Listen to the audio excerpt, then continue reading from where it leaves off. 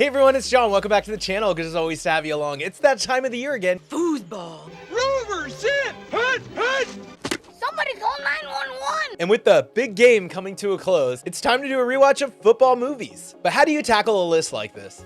Hey, something wrong with his medulla oblongata. That's right, I'm going football comedy classics. Although there are so many great dramatic football movies, I'm looking at you, Remember the Titans. Honorable mention, we will be back again for another list. I am sticking to just those comedy football classics that we love. So we'll jump right into it. The first one, I'll admit, might be a little bit of a stretch, but there's enough football sprinkled throughout that I would add Ace Ventura: Pet Detective as my first football comedy classic. Miami Dolphins are missing their mascot, and only one man can track him down. Alrighty then. Ace Ventura, Pet Detective. I don't do humans. Whether he's under fire, undercover, or underwater, he's Ace Ventura, Pet Detective. Do not go in there. Rated PG. And football is the backdrop to some great physical comedy done by Jim Carrey.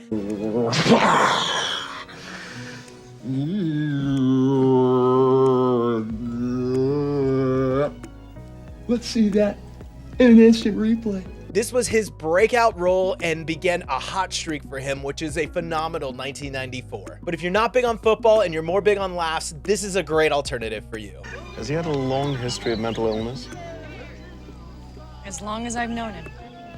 And now we pass the ball to the next one on our list, and this is a more true traditional football movie, one that I like a lot and would be great to your football comedy list. And the star of this one is not only in one football comedy, but two on the list, and is the first of many football underdog stories. This is The Longest Yard. I think he might make the team. 35! Well, if we gotta cut him, you're doing it.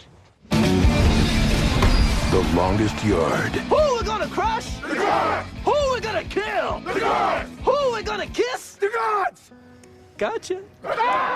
This is, of course, a remake of the 1974 gritty comedy classic starring Burt Reynolds. But what's great about this is it does have a great supporting cast, including the late great film legend Burt Reynolds himself. I think what I like about this one is it's a more grounded performance from Adam Sandler. He definitely plays more of the straight man, which is great because the supporting cast here is awesome and it gives them a vehicle and a moment to shine. Chris Rock does a really great job here, but it not only leans itself to having a great supporting cast in the comedic side, the villains in this story, played by William Fichtner and James Cromwell, do an excellent job. If you are looking for a very silly, different performance from Adam Sandler that ties in football, action, and everywhere in between, I think The Longest Yard is a great addition to your list. And if you haven't seen it in a while, it's worth a second viewing. Bro, why does he get to be the kicker? I was all state, man. Let's see what you got.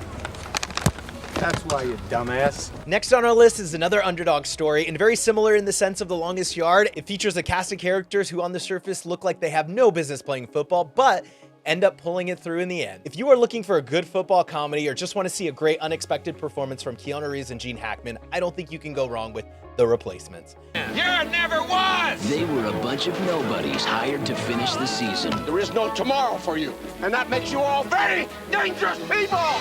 This fall, they've got one chance. Nobody can be Dallas with these losers. I can. To prove they're winners. Pain heals. Glory lasts forever. Keanu Reeves, You're the first player who seems to care more about his teammates than he does himself. Gene Hackman. Let's play some football! The Replacements. Rated PG-13. And although the premises are very similar, this one in execution is much, much better because of two reasons. One, a very strong performance from Keanu Reeves, and two, an iconic performance in that of the late, great Gene Hackman. It's a shame we just lost this great actor, but this is another good representation showing that Gene Hackman could both do dramedy and comedy. And like most of them on our list, great supporting cast by Jon Favreau, Orlando Jones, Faison Love. There's so many good comedic performances in this, but what stands out as a highlight to me is this was at the peak when Keanu Reeves could do no wrong. He had already done Point Break, Speed, The Matrix, so this was a nice transition for him that shows people he could still do comedy. But when you look at his filmography, I like where the placement is in this. It's fun, it's different, it's a left-hand turn. If you are looking for a fun comedy that's indicative of its time, I think The Replacements is a good one to put on your list. Hey,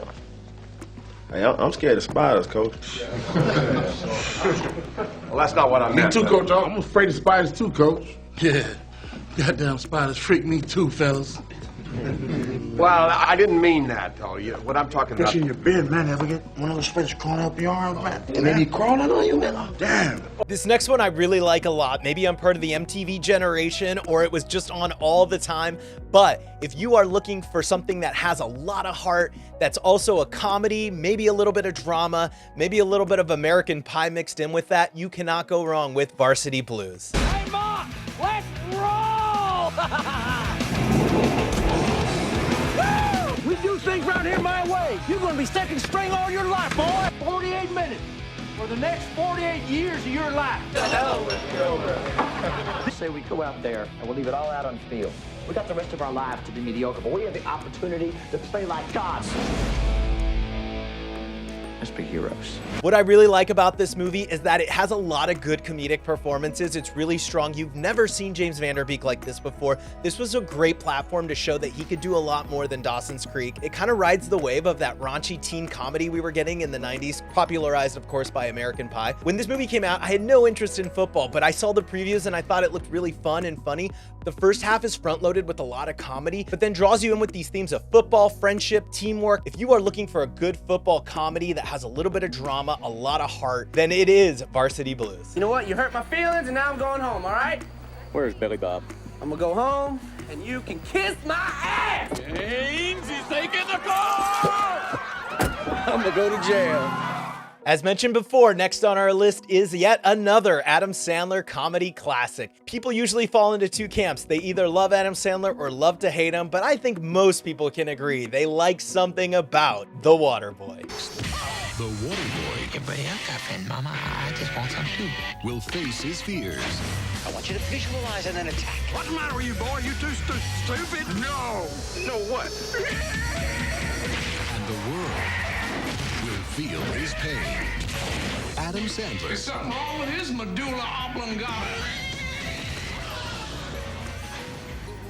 I knew that The Waterboy was special when it came out because my dad hates Adam Sandler and he loves The Waterboy. I think it's because it is just so silly and obscure. It's a nice ride, it's very well paced, and like a lot of movies on our list, a great supporting comedic cast from a lot of Adam Sandler's regulars. I think if you were watching a comedy reel, you would have scenes from Waterboy. I think if you were watching a football movie reel, you'd have scenes from Waterboy. Another reason why this movie works is, for better or worse, Adam Sandler commits to the bit. It's silly, it's raunchy, it's ridiculous, has a little bit of heart, but a lot of football, and that's what makes Waterboy one of the best football comedy classics.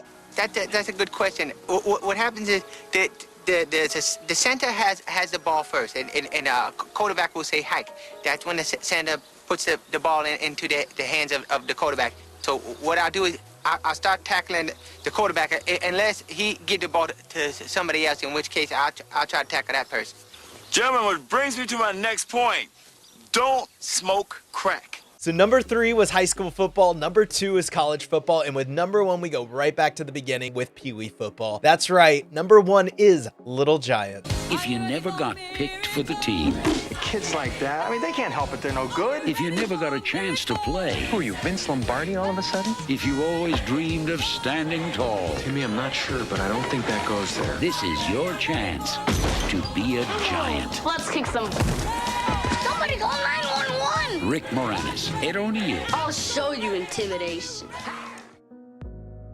Maybe I'm a child of the 90s and I watched this so much as a kid, but watching it as an adult, it still works. It still hits. Maybe you see it through different eyes, but I think it's because everybody has something to take away from here. And we get 2 great leading performances from comedy legends in that of both Ed O'Neill and Rick Moranis. Ed O'Neill is perfect in this, and he is on top form, and a really just great, honest, sincere comedy performance from Rick Moranis. And speaking of Ed O'Neill, how does this link back to our number 4 film, The Replacements? Well, Jack Warden plays the owner of the Sentinels, the football team in that movie, and coincidentally his name is Ed O'Neill. Whether you're an athlete or not, I think everybody can appreciate an underdog story, and at some point in life you were probably one of these kids. Whether you were the star athlete or you weren't, there is something to take away from here. It's very lighthearted, but has a great message. This movie holds up well. I always watch it every year around Super Bowl, and I think it's a perfect rewatch and one of my favorite football comedy classics. You ever played football? No. Do you like football? No. You want to play football? No. Great, you can be on our team. So with that, where would you put 10 through 7? I know there's so many good football comedy classics out there, and I want to hear from you. Let me know in the comments below. And with that, please like and subscribe. And of course, I will see you at half court. It's the 50-yard line. I mean, I will see you guys at the movies. You playing the foosball behind my back? The only reason I'm doing this so I can go to school. School? You going to school?